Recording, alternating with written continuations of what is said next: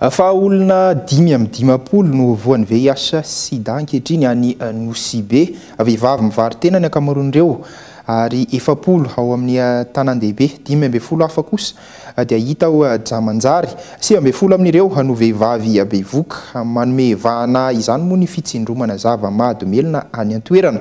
Fantatra fa ifandimbiasana ny seringa amin'izany ka nisy olona nitsindrona tamin'izany no voan'ny SIDA ary namindra tamin'ny afaka nahazahoana izay antontanisa izay. Nisy araka izany ny fananganana ny komity iady sy aro ary anentana fa indrindra andray an-tanana ireo mpifoka sy mpitsindrona zava-mahadomelona fa indrindra ny rongony mahery vaika ary ireo izay hita fa mitondra tsy mikaretina ny VIH/SIDA ao Nosibe. Mitondra ny fanazavana makasika izay ny tompona andraikitra avy eo anivon'ny IST VIH/SIDA.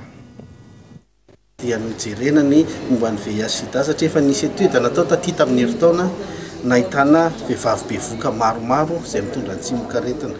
Natao ny suivian'ireny sy ny olona tsotra izay mety mahafeno fipetraka natao test dia positif dia tena niakatra le izy ary somary mitady hitatra satria zone touristique ny eto Nosibe tena actif sexuellement tena miasa mafy mihitsy izany ny resaka tourisme sexuel dia mila mandray andraikitra aingana dia izay no mahatonga anay midina ifotony tsy manaitra ny autorité locale ahafahana misoroka ny tsy hitaran'izany sy andray ny fitsaboana ho an'izay efa voan'ilay tsy mikaretina.